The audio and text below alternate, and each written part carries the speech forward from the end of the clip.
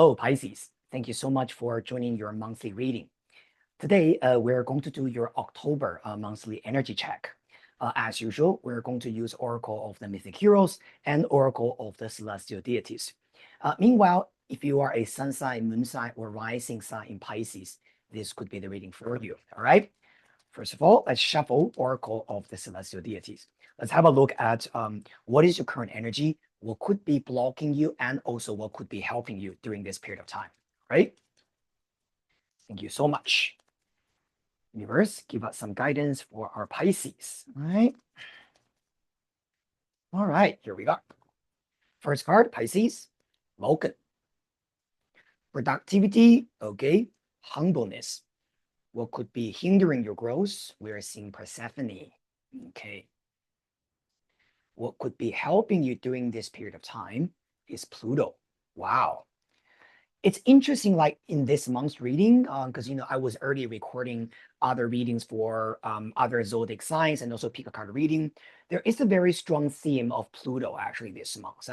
I wonder why. Because Pluto right now is actually in Aquarius, about 2 degrees in Aquarius. So I do believe that for a lot of specifically if you have some major planets in Aquarius or in any fixed signs or water signs, this could affect you a lot.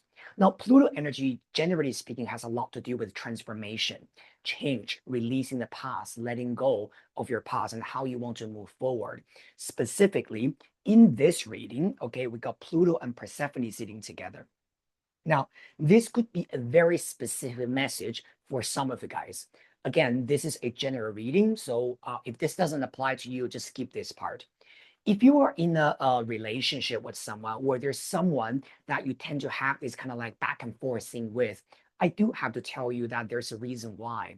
See, Pluto and Persephone sitting together in a reading is definitely talking about some kind of karmic connections there. So there is someone that you might be feeling very karmically connected to. It's almost like you don't meet people easily like this, if you know what I mean, right? Pluto and Persephone are the divine couple in ancient Greek mythology. However, there's something that is very interesting about this relationship. Persephone every year, she only spends 6 months time with Pluto. Okay. And the other 6 months of the time, she will need to go back to heaven to see her mother, Demeter, or Ceres in Roman version. So the reason is because Persephone, at the end of the day, she needed the refreshment. She needed to go back to the sunlight. She needed to play the role of being the so-called, the goddess of spring. She cannot completely be submerged by the darkness of the underworld with Pluto all the time. So this is a little bit like that kind of couple dynamic, right? Or sort of like there's someone, right, that you are connected with. They're like Pluto, you are like Persephone. It's a bit like saying that you know that there's a very strong connection and you can't let that go. All right. And because you feel either you feel responsible for them or you feel they need you, right? You are the only one for them, whatever the psychology is. But you also know that when you're spending 100% time and energy with this person, is also quite draining to you, meaning that, for example, this person might not be interested in your development and in your growth. Sometimes this kind of relationship almost becomes like you become their parent. If you know what I mean. Like, for example, if you're a girl, you're talking about a relationship with a guy, you might almost feel like the guy is like your son, right? Or like a little brother that you constantly have to take care of, right? Or look after, that kind of energy. Now, if you are not in a relationship, this could also be saying someone from your past that could trigger that part in you, that you feel that somehow you want to connect, right? You want to talk to them because they're special to you. But at the end of the day, you also know that that relationship does not lead to anywhere, specifically in terms of your personal healing and your personal happiness. Now, Vulcan sitting in the first house in a good way is telling you that this is a period of time to focus on your work, focus on your productivity, whatever things that you want to create for your life. Let's focus on that instead of focusing on relationships. Now, if you're single and you say, look, Letao, but I want a relationship. I want to be with someone. I'm tired of focusing on my work. I want to have love. Now, Vulcan does tell you that, however, in that situation, you do have to be a little bit more outgoing. Sometimes Vulcan energy is a little bit like we're hiding from love, even though we want love. So it's a very self-conflictual energy. So on one side, our soul is desiring that significant partnership and relationship. But on the other side, Vulcan could be very, very sort of like lacking confidence or not feeling you are shiny, right? Because some people when they're dating, they're shiny. And they go to, a party, they go to an event, right? They're the center of attention. They're just glamorous and everyone wants to talk to them. Everyone wants to get that person's number. And the Vulcan is a little bit like the person going to that party, but sitting or standing in the corner and not talking or feeling shy or feeling not confident or very afraid of getting a lot of attention. And so this energy also tells you that, look, sometimes if you really want love, you do have to throw yourself out there. And if you are still attached or if you're still very much emotionally or psychologically entangled with someone that you believed who is your soulmate, please understand that they are not. Or let me put it in a different way. Maybe they are your soulmate, but maybe just because they're a soulmate does not mean that they're suitable to be a life partner for you. Okay, so I'm just gonna leave it like this. Okay, but let's pull some more cards from the mythic here, tarot. Okay, let's see what's your communication, what's your interaction with other people, career, and relationship for our beautiful Pisces. Thank you, universe, for October, Pisces. All right, let's get some energy here. All right, universe, for our beautiful Pisces. All right, let's get something to help them, please. Thank you so much. All right, for your communication and your interaction with the people around you, Eight of Swords, right? So this has a lot to do with this Persephone energy. Persephone trapped in the entanglement, right? And the Eight of Swords trapped the swords. This card usually tells you that there's something that you're holding back in terms of your communication. Perhaps there are things that you really want to communicate with a significant other or with someone. You want to say certain things with someone that you care about, you love a lot, but you don't know how to open that jar, right? Because it's possible that once you open that jar, a lot of things will just flow out and you're a little bit afraid of that. Eight of Swords, generally speaking, it's an energy of stagnant. It's usually because we feel like either way, it's almost like, it's not a good choice, right?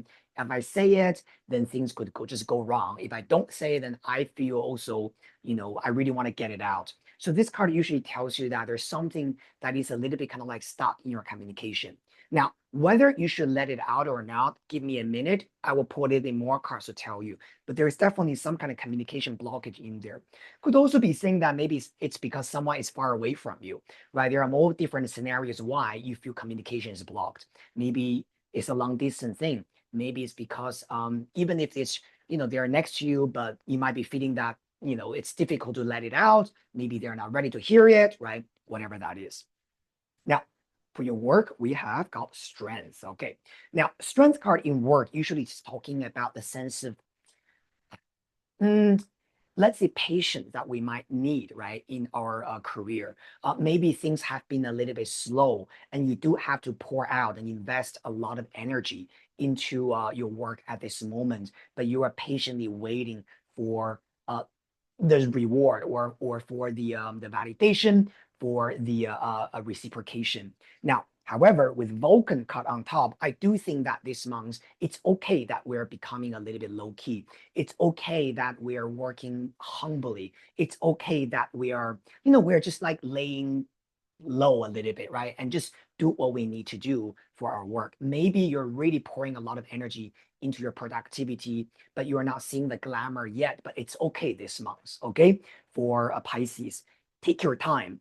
The other thing about strength is the strength card has a lot to do with your heart chakra. This energy also related to Leo, okay? Now, Leo energy is about letting yourself be seen and be noticed. Now, however, again, because you got Eight of Swords next to it, this could be saying that you might be feeling things are slow and you are not being seen or not being noticed at this moment. Give it a little bit time, right? Also, because you got Pluto sitting on top, which is helping you. Sometimes this energy is also showing to you that for whatever things that you realize is not good for you, you don't need to chase it.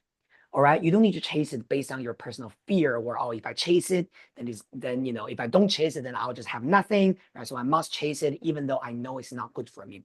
You don't need to. Okay, have a little patience and let go of your fear and this feeling that Sometimes, with the Vulcan, right, the most important thing I experience with Vulcan energy is almost like a self-doubt, like us saying to ourselves that I'm not good enough, I'm not enough, right? Or people don't think I'm capable, whatever, right? That kind of self negative talk. The strength card tells you to be strong mentally, right? Believe in yourselves, right? This is a Hercules taming the Nemean lion. This picture in Greek mythology. Okay, inner strength, patience. Okay, not with love and relationships. Wow, wheel of fortune, beautiful. Now, whenever you got wheel of fortune, this is telling you things are changing in love and relationships. And the reason why I'm saying this is because Eight of Swords is being stuck, but then wheel of fortune, it shows change. Okay, just showing that something that you're actually looking for in terms of your personal relationships, there's going to be some divine intervention coming in. It's not going to be something completely controlled by you, but the universe will bring in something very, very positive for you. Now, the other thing I want to say is strength card is number 8 in tarot. The 8 of swords is number 8. Now, when you see double 8 in tarot reading, it means new wisdom, new information, and new knowledge. So I do feel that during this period of time, even though you might be feeling certain things are slow and they're kind of like a little bit stuck in there, but there's going to be new information coming in for you. You're going to realize certain things, and you're going to realize, oh, this is the way I need to deal with this situation. And this is the thing that I must change in terms of my mentality and how I process it. Don't see yourself as sort of like a victim in your situation, okay, Pisces? Because sometimes I understand that Pisces people tend to feel like that. No, okay? Things will change for you, especially with this Wheel of Fortune, I think. Now, because the Wheel of Fortune is mirroring the strength, this tells you that luck will come to you, opportunities will come to you when you really believe in your heart, okay? Beautiful. Now, we're going to pull one card from the zodiac card. Okay, let's see which constellation sign will be helping you. Okay, and also we're going to pull one card from Oracle of the Mythic Heroes. Thank you, universe. Aries, act. Exactly. This card is a card of focus and energy. Okay, Aries tells you that this month act on what you want to do. Okay, don't, like what I said, don't feel like you have to play a passive role in your life. Aries is about confidence. It's about action. It's about courage, right? Anything that you want to pursue, you want to do, let's do that. And don't be afraid. Okay, take actions there. You see, this card actually works very well with the strength card, actually. Okay, both fire sign energy. So this is time to bring a little bit more fiery passion, enthusiasm, and beliefs in you. Okay, what else? Thank you, universe, for our beautiful Pisces. Ooh, wow, that card jumped out quickly. Let's see what that is. Oh, that's 2 cards. Okay, so, oh, maybe we'll just review both of them. Okay, take what resonates. Maybe this is for different people, or could be for both of you. Okay.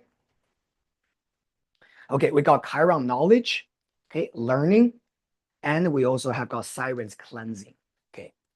These 2 cards are very, very interesting for you guys. First of all, this current knowledge could be talking about you. This month could be very good for you to learn new knowledge. See, here's the thing, what I feel, right? When things are slow, for example, either it's money or it's relationship, it's important that we can switch our mind into, okay, since I'm not gaining enough, now let me gain some knowledge. Because reading books, maybe taking a course, or learning something, this is something that under your control. You can easily pick up that book that you bought a long time ago, but you never had time to read, right? This is time to dig into your study and learning and knowledge. Remember, I said earlier about double 8, new information, new knowledge, and new wisdom.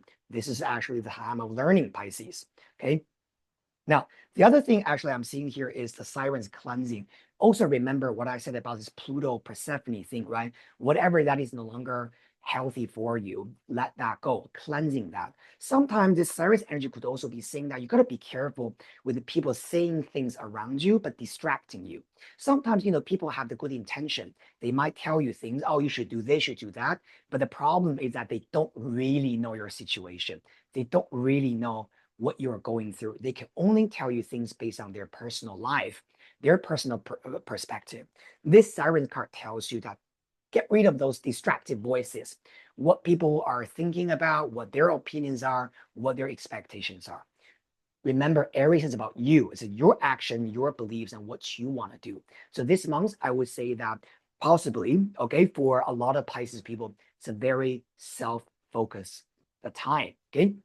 Now, the other thing about Pisces is because this year we have got the North Node transiting in Pisces anyway, and Jupiter is in Cancer, trining your sun. So this is actually also very good. So I do feel that for Pisces, there's going to be a lot of positive changes happening in your life. All right, we're not just talking about October, but we're talking about the entire 6 months ahead of you. Right, focus on your personal achievement, believe in yourself, and the good things are coming.